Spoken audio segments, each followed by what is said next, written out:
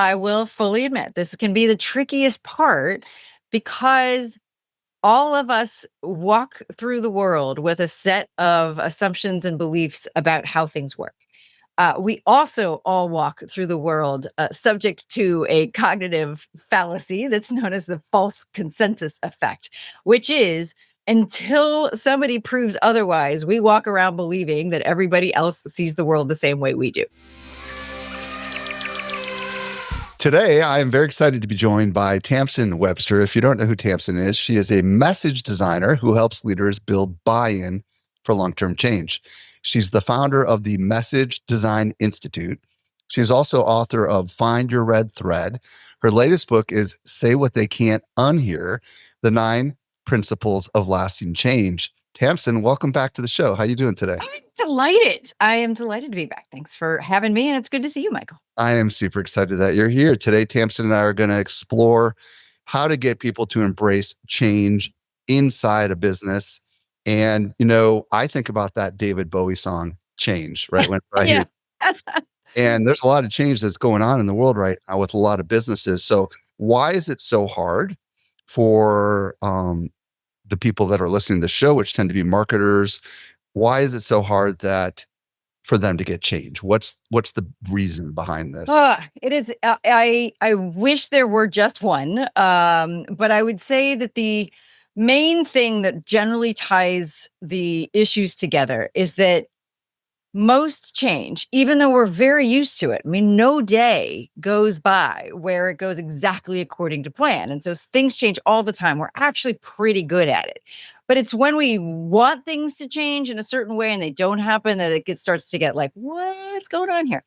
And generally, what is going on there is that there is a fear of risk, right? So sometimes that's a fear of loss, but also in whatever way, there's a perceived risk on the other person's side. And that is really what we're fundamentally managing for whenever you're presenting a change internally, or even, since I know we're talking to a lot of marketers, all marketers, on the outside too. Like any shift in thinking or behavior, any change in the pattern represents a risk. And so we really have to understand that change aversion deep down is almost always risk aversion. And that sometimes can start to change how we think about presenting change. Well, and I guess the deeper question is why are people so risk averse? What's your thoughts on that? Because I feel like we don't like to change once we've gotten something figured. Yeah. I mean, it's so there's why are we risk averse? Well, that is where things like, Kahneman's prospect theory and loss aversion come in. That anchors into it, where we don't want to lose what we have, because it starts to destabilize our sense of safety, our sense of belonging, all sorts of other things.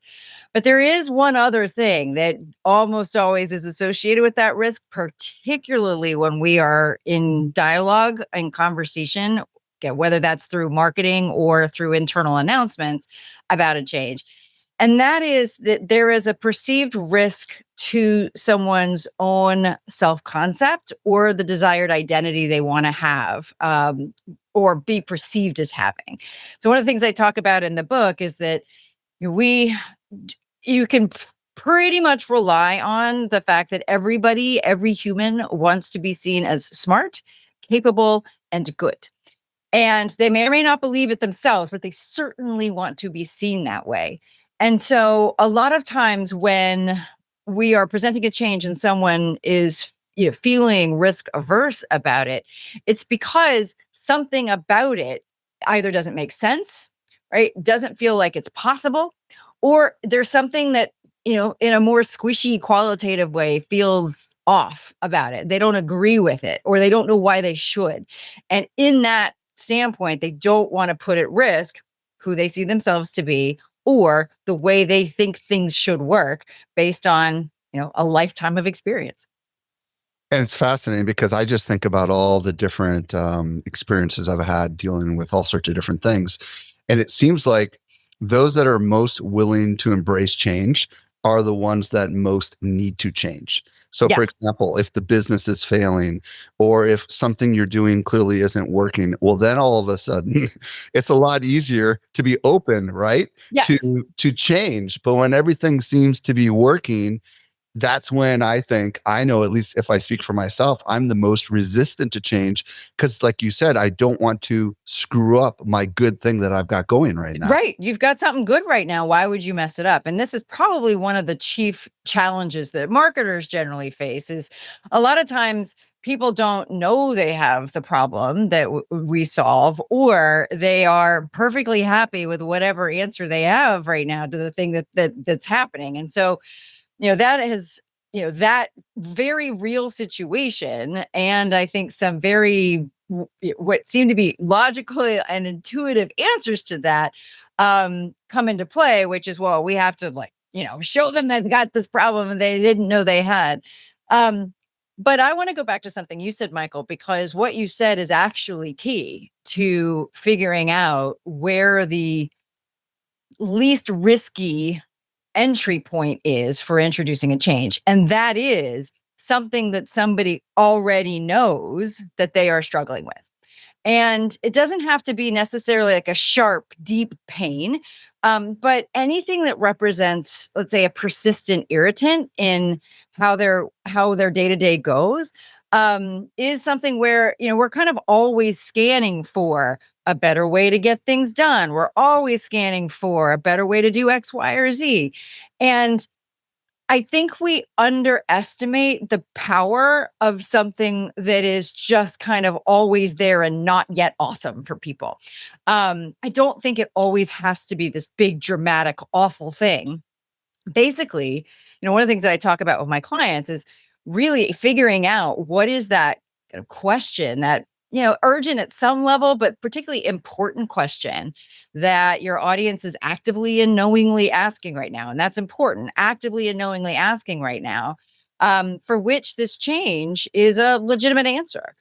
Because when the neuroscience of curiosity and questions is such that when there's a gap between what somebody has and what they want, when there's an open question without an answer, they're already invested. They're already interested. It's already relevant. And we as marketers or as leaders don't have to do as much work on the back end if on the front end we actually spend that time and say, well, what is it right now that they really do want an answer to? Again, whether that's urgent or whether that's just this kind of persistent, there must be a better way kind of question.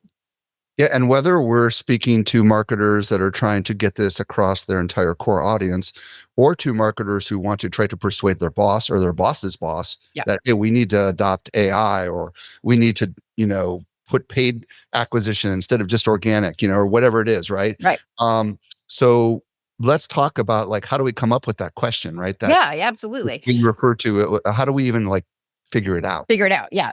So, I mean, what you just brought up is a really important point. There's a lot of times we present the solution as the change without anchoring it to this question. And when we just say we need to do AI without any connection to what somebody cares about right now, it's very easy to say no to that because you're just like, we need to do this. And they're like, no, we don't. Right. So finding this question, there are a couple of very useful places to go. One is, in particular, if we're talking about internal piece, like what are the strategic priorities of the company always, or what are the particular strategic priorities of the company right now? So, for example, I've done some work with nonprofits, over the years, and you can generally guarantee that with a nonprofit, the leadership is always interested in a better way to deliver on their mission, or they're looking for a better way to retain their donors or members. They're looking for a better way to get younger people in. These are perennial questions that are happening. But I would suggest that all businesses do that. Like, how can we do more with less? How can we attract and retain great employees? How can we get to market faster? These are perennial issues that you can also fairly rely on. There's one last place that I'd suggest, and that is really thinking through, no matter whatever you come up with. So generally, when I'm doing this with clients, and we spend some time brainstorming and saying, well, why, what problem does it solve? What question does it answer for people? And there's a pretty wide range, and you can start to map those questions against a business version of Maslow's hierarchy of needs, right? Like there are questions at the top, like how can we be more successful? Which is the equivalent of the self-actualization, right? There's always going to be something that's a little bit more urgent or a little bit more specific further down. So, that's where we start to think about, well, okay, yes, it's success and nobody's going to say no to that, but they're much more likely to say yes to something that feels a little bit more specific, a little bit more on what they're trying to do right now. What's a better way for us to get visibility into which of our social media efforts are working right now? That's way more specific than how can we be more successful? Is success a potential outcome? Yes, but you're really starting to think through what is the most specific version we can get of a question that our audience is asking at their current level of awareness. And that's a really important piece because I think I've seen sometimes, I'm sure not your listeners, that we sometimes put into the language of our audience what we wish they were asking rather than what they actually are. And so, they're probably not looking for, a 5-column report. That's not what they're looking for. They're not looking for that. They are looking for better visibility. They are looking for more consistent measurement. They are looking for programs and data that talks to each other. So it's really about thinking about that. What do they know right now? And based on what they know, what is that question? Okay, so what I'm hearing you say is it's really important if you want to persuade someone in your business, for example, this is the easiest inside the company, or even with a client, right? To make a change, you have to figure out how to latch it into something they already want, right? Correct. Yep. Or something that they're already challenged with. There's Yes. a problem that they're facing, they haven't yet solved it, and you believe that this um, could help them solve that. And that framing is really, really important. Yeah. Now, you and I were talking about the example of the iPod. I would Yes. love you to share that example and any other example so people can wrap their head around how this would Sure. sound. So, and this is product specific, but I will, and I can do this for something that isn't product specific. But, the question, I mean, most people will think about the iPod and its introduction, 21 years ago, or is it? Oh gosh, it's just probably even more than that now. And we remember the tagline, 1,000 songs in your pocket. And I think most people and marketers in particular, when we're trying to figure out how do we market our product, we really want to jump right over to that tagline. We're like, what's the tagline? But one of my favorite quotes, I put it in my first book, was from Agatha Christie. And she says, words are only the outer clothing of ideas, which I love. And it explains a lot about why sometimes it's so hard to figure out, well, how do I talk about this? But that example, 1,000 songs in your pocket, is really useful to illustrate what the steps of creating a case for change is in somebody's mind. So again, was anybody walking around saying, I'm looking for an MP3 player, back when the iPod was launched? No, they weren't.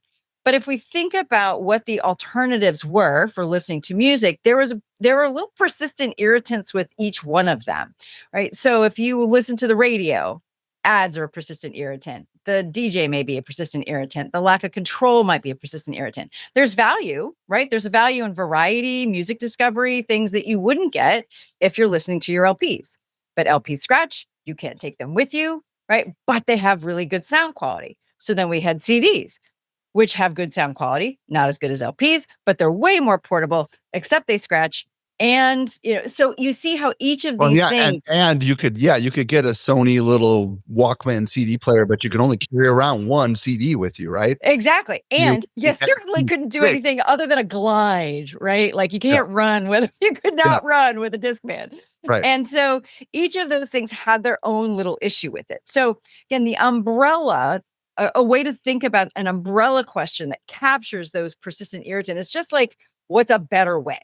And yeah, you could tailor it to what's a way to have more control, what's a better way for it to go more places, but they're trying to reach as broad an audience as possible, much like any leader might be trying to do, reach as broad as audience as possible and saying, what's that magic like broad but specific question. And I think it's fair to say that it answers the question. The iPod answered the question, just what's a better way to carry my music with me? Right. Because it really is, there are, are and were still superior ways to listen to music at home. It was really, out and about that was the issue.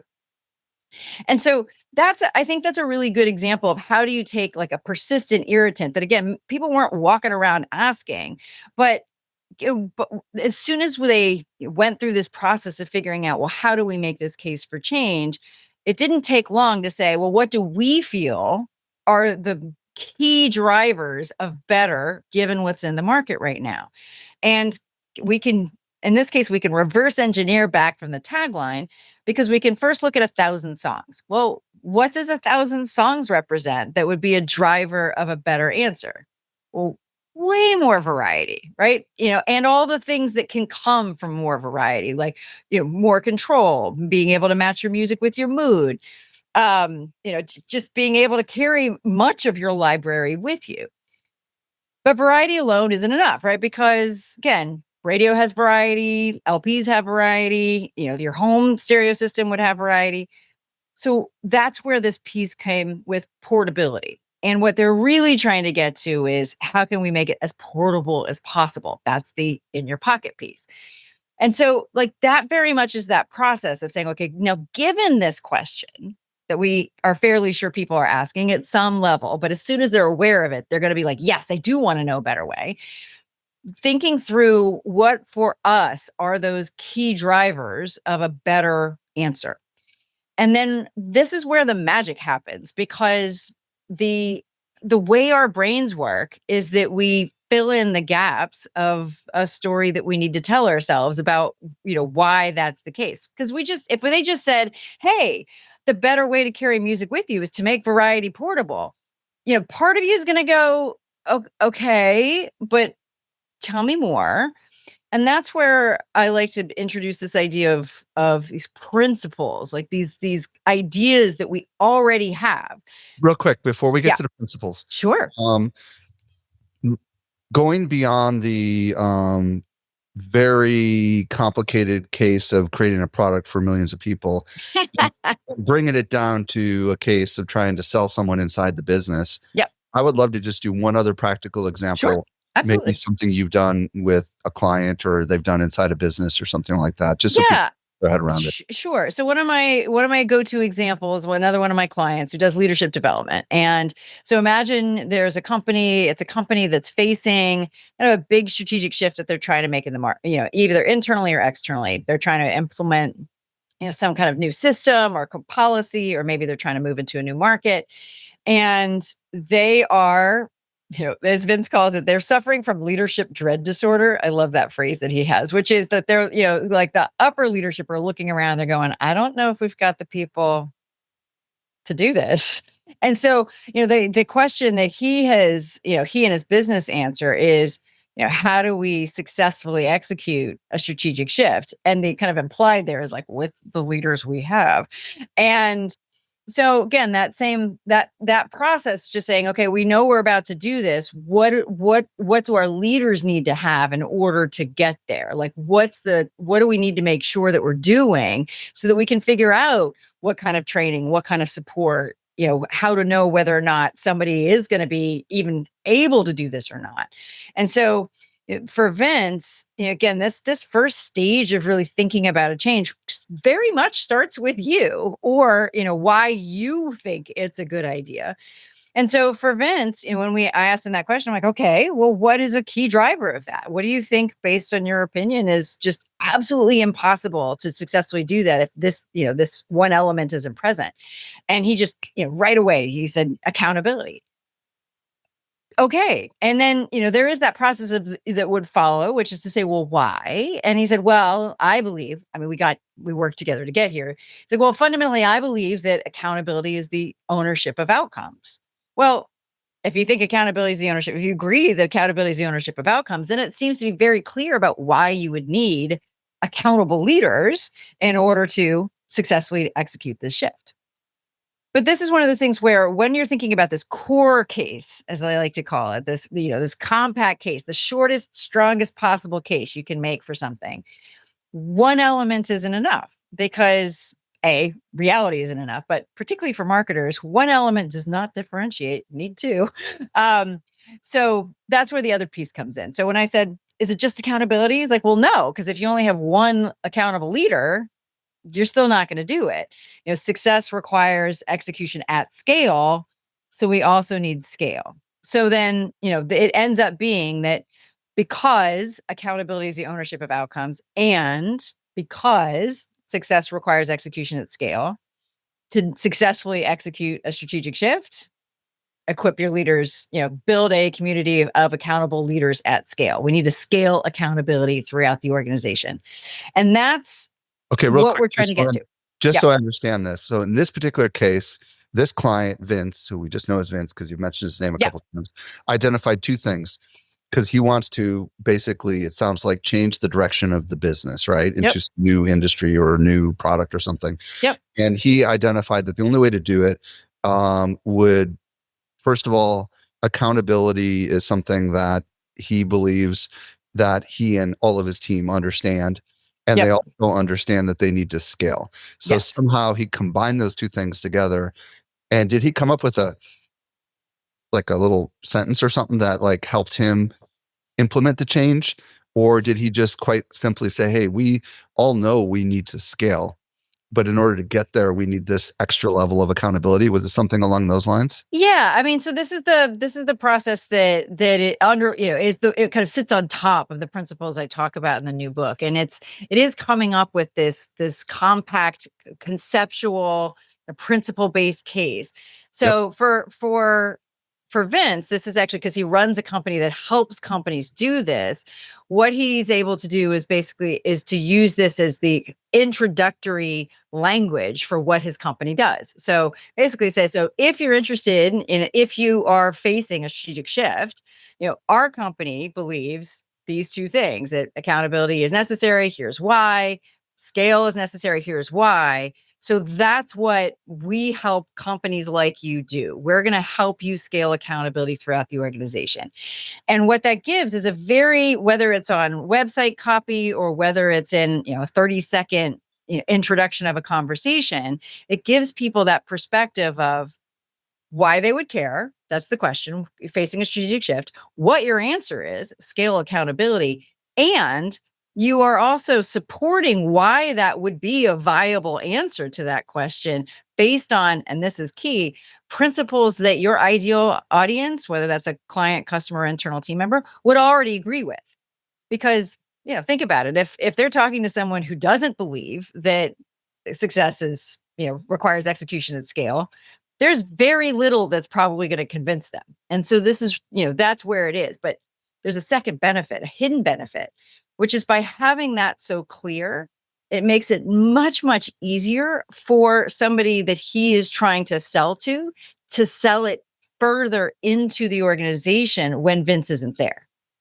Because instead of saying, we've got all these we've got these programs and we have to do this and there's 7 steps and here's right, person can just say, hey, we're really interested in working with Vince and his team because we're facing this shift and because we need to make sure it happens at scale, right? We need something that really makes sure that our leaders are taking ownership of the outcomes. And that's what Vince's team does. They help us scale accountability. They've got programs, they've got coaching. We can even bring him in to come talk. But that's what they do. And so that's really, in that is the heart of what this is all about, which is to introduce this change that you are more likely to get buy-in for, no matter who it is. Anchor it in something that they already want and argue for it based on things they already agree with. And putting those together into that case creates that opportunity for someone to say, oh, I understand in principle what this is and why it would work. And second, ideally, you've found a way to argue for it where they would agree with it in principle as well. Yes, you have to go and show that it's going to be possible in practice. Yes, you have to worry about implementation. But so many changes, whether that's in the market or just in somebody's mind, fail simply because someone didn't hear in a way that they understood very quickly why it would work. And that's what brings us right back to risk aversion. Because if we don't feel like it's going to be successful, most of us are not willing to put ourselves out there. So, being able to establish that kind of really strong foundation of possible success right from the beginning makes a huge difference in the success of the change. Okay, so there's really, I think, two principles we've talked about in this last little section here.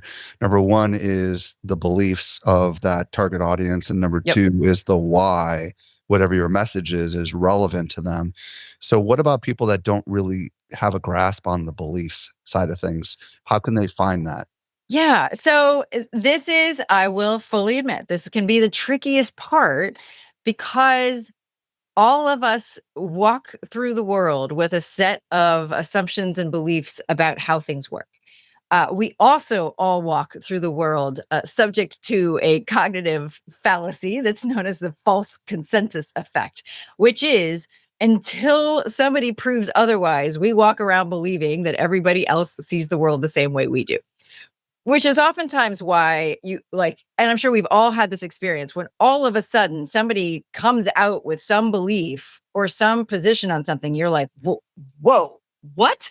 Like I had no idea that you thought that way about this thing, or that you're like suddenly like, and it makes sense that we wouldn't constantly be thinking about how everybody sees the world differently from us. That just takes too much effort, and our brains are fundamentally, let's call it energy efficient.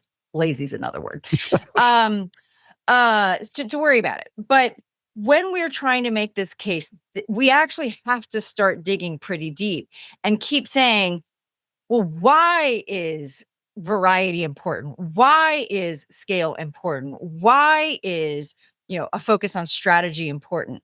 And your first couple efforts will kind of come out to the equivalent of because they are, or a very likely outcome in the first couple tries are like because it achieves something related to the outcome that they're looking for. Like, well, that's just a loop, right? We have to say why it achieves that thing, right? So it's not just, well, how do you successfully achieve a strategic shift? Well, people have to be accountable. Why?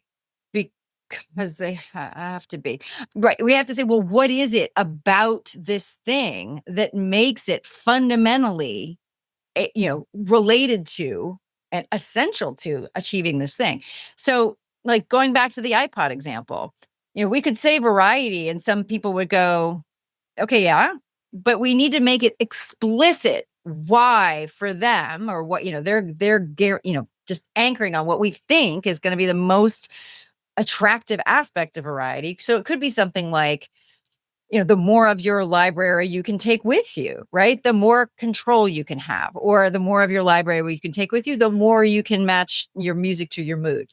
And you could kind of generalize that to something where it just says, well, when it comes to variety, more is more, right? And the ideal client or the ideal customer for that, for the iPod, is going to go, yeah, I mean, that's what most people did. 1,000 songs. Their story making brains put their own principle in about why 1,000 songs would be better. But sometimes particularly when we're having internal conversations about change, you don't want to leave that open to chance, because again, people will fill in the blanks with how they already see the world. And if how they already see the world, their go-to doesn't actually support that change, hey, the thing I'm doing now is working just fine.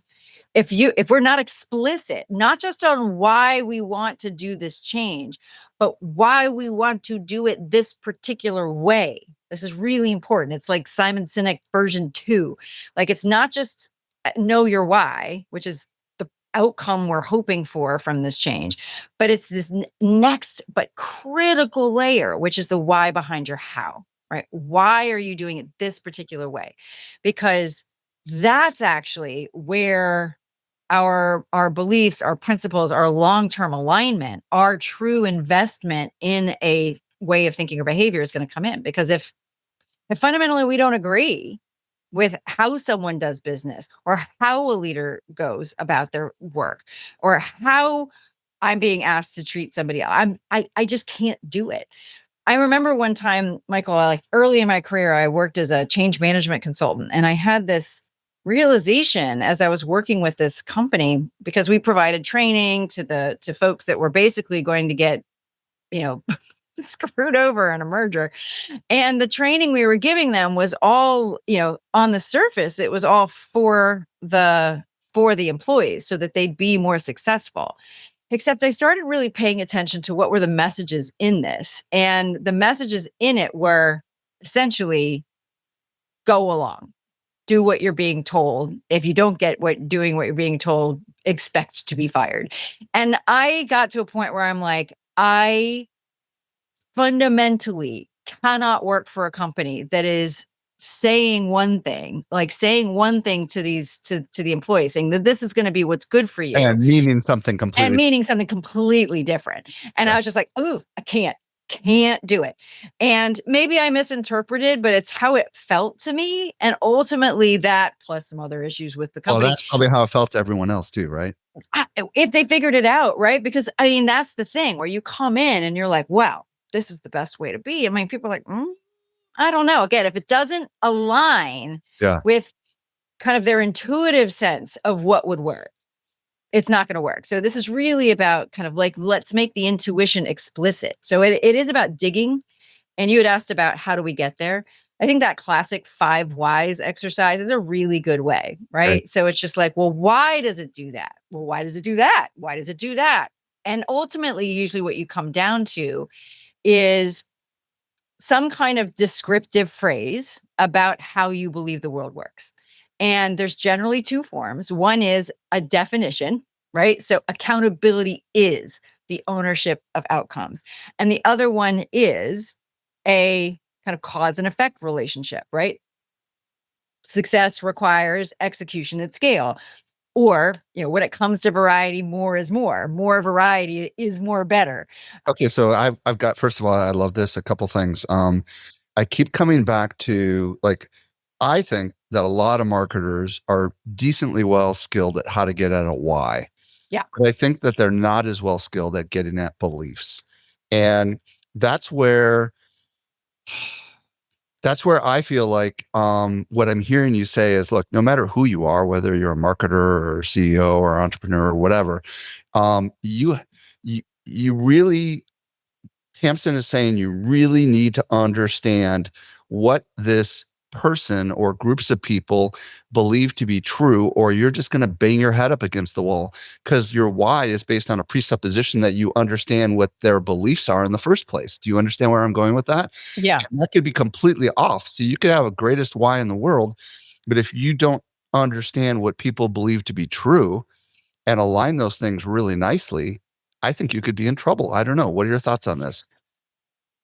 Absolutely. I mean, I think that that's fundamentally part of why I wrote this book is that, I've been in marketing for 25 years. I mean, I've been in, and I have always considered marketing to be change communications at its core. It really is. It's about how do we communicate to create change. Our jobs are getting people to understand and adopt new ideas. Like that's our job. And the thing is, like, in order to really understand our job, we have to understand how people come to understand and adopt new ideas. And the more that you dig into that, the more that you realize that, I mean, I think we know at some level that it's based on belief. Because that's what we're trying to do. We're trying to get people to believe like that they need this thing or they want this thing. But you and I know perfectly well, like that who, like, when all things are equal, who do we trust most? Like, whose experience do we trust most? Whose judgment do we trust most? Ourselves, of course. Ourselves, of course. And so this is really figuring out what is it that kind of most people would agree is true. And what's hard for marketers that I've seen over time is that we have to pull the marketer hat off and think about what makes this true. No, like this element, what makes this true no matter what is true. Like, because if we're talking about accountability as the ownership of outcomes, we could be talking about that over in some other context entirely, right? And not be talking about navigating a strategic shift. It's true over there, right? Therefore, it's probably true over here too. We're looking for some universal truths or beliefs on which we can tag this whole thing together, is what I'm hearing you That's say. right, exactly. And this is a place where I am deeply interested. It's where I'm starting to like focus my doctoral research, because I think that there are layers of kind of beliefs. I'm not going to get too scholarly on you here, but there's Go layers on for it. belief whether we come in from kind of a physical sciences standpoint or whether we come in almost from a philosophical standpoint. There's still layers of belief, right? And a lot of our issues, I would say, from a societal standpoint, is that we've started to lose some, we've started to kind of try to act as if one is like or unlike the other. Most people would agree that there is some level of physical reality that we experience. And I don't care whether you think that's a result of living in a simulation or not, right? Like, regardless, whatever you think is driving it, like whether that's a higher power and that higher power is, related to your faith, or whether that high power is like some kid in a computer somewhere going, "Ooh, this is fun." That there are certain things that there are certain rules that seem to apply universally within this world that we're living in, no matter what. Like, things fall, pretty sure that's gravity. Right. Germs, pretty sure they cause disease. We know they do. Like, there's an overwhelming amount of fact, right, that says certain of these things happen. And then there are more subjective things, right, about why those things are true or where they come from. And this is where I think the kind of innate talents and the developed skills of marketers come into play, because this is where you start thinking hard about your ideal customer, your ideal client. And it's about figuring out to what extent are you and your company, your brand, if you're a solopreneur or whatever, what position are you willing to take? Now, this is really important because I think we, as marketers, we spend a lot of time thinking about our positioning statements, that we're the only people who do this for that, for whatever. I am of the opinion that in order to really successfully have a position in the market, you need to be really clear on what position you take, which brings us back to that question and those elements that create an answer, right? Vince takes the position that the way to successfully navigate a strategic shift is to scale accountability. There's other people in the leadership development space who would argue something different. Amy Edmondson would argue for psychological safety, right? There's different answers, and it's the answers that are how you differentiate. But even when you've got two companies that are offering the same thing, the only place that you really can differentiate then is why you have built your product or offering the way that you have, right? So the other day I was chatting with somebody at a social media management platform that I'm sure we all know. And that's one of those examples, right? Because it's very possible that multiple social media management platforms are answering the same question, right, with what on the surface looks like pretty much the same stuff, right? There's going to be tiny details, but as marketers, because we don't think that there's anything else, where are we spending all our time? On the tiny details, where our thing has color, right? Our thing has 5 reports, right? Our thing has this report. It's deeper than that, right? One thing that was so interesting as I was watching just a clip, in the midst of this thing, was that each of the testimonials that they had chosen was speaking to kind of the reporting functions.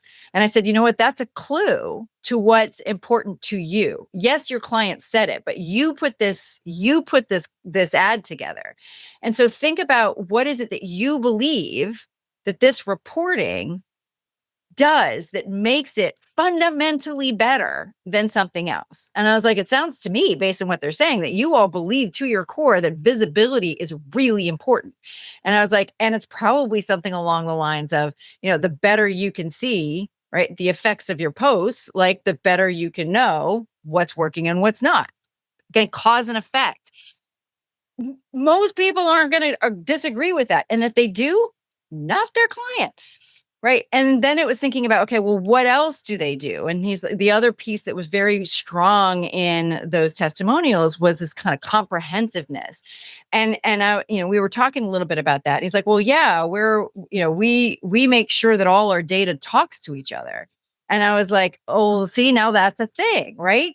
So it's just like, okay, if you've got visibility and you've got all this data, but you can't actually compare it across platforms, across anything else, because you've got all the silos of data and nothing actually matches.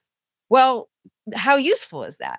But now they can start to, and they already do this, but now they've got the ability to take what we were talking about and make it explicit to say, yeah, if you've got this question, you already know the answer is some kind of social media platform, right? You know that. But you need to decide whether or not like this kind of comprehensive visibility is the thing that you want or somebody else's approach. But here's it's like this is magic secret that kind of a free bonus, Seth Godin would say free prize inside for doing that.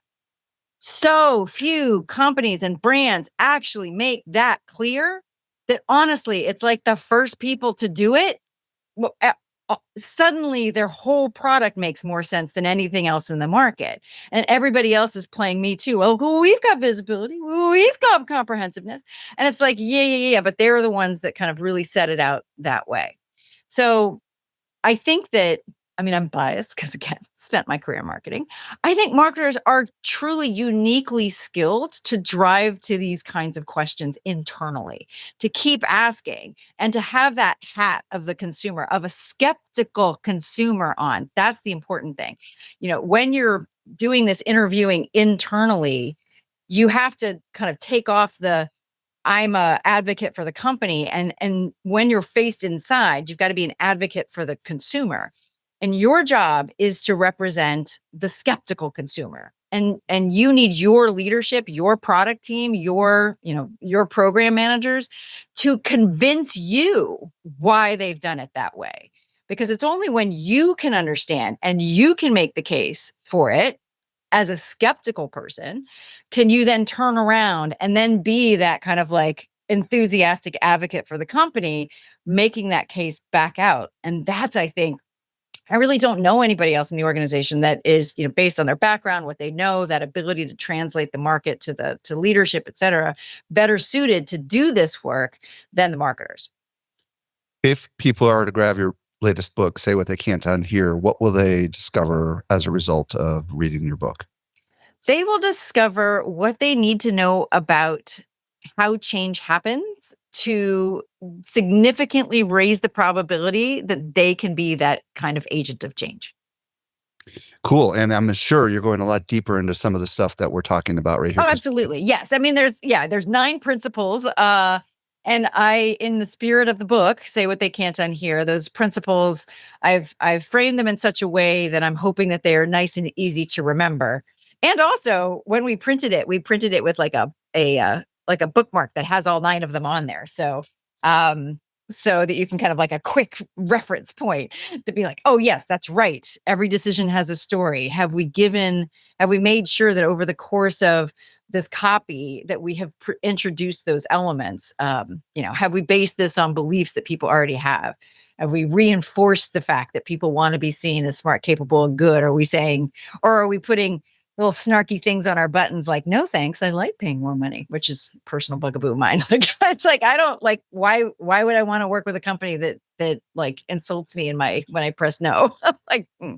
So Tamsen, if people want to connect with you on the socials, maybe they want to hire you or they want to work with you, what's the preferred social platform? And also if you want to send them to your website, where do they want to go for? Sure. Yeah. So preferred social platform is LinkedIn, though also a little bit more casually apparent on Threads as well, but LinkedIn is the primary platform. And the best place to visit to see more about me and what I do and how people can start to do this themselves is messagedesigninstitute.com. Tamsen Webster, thank you so much for sharing your insights. Thanks, Michael.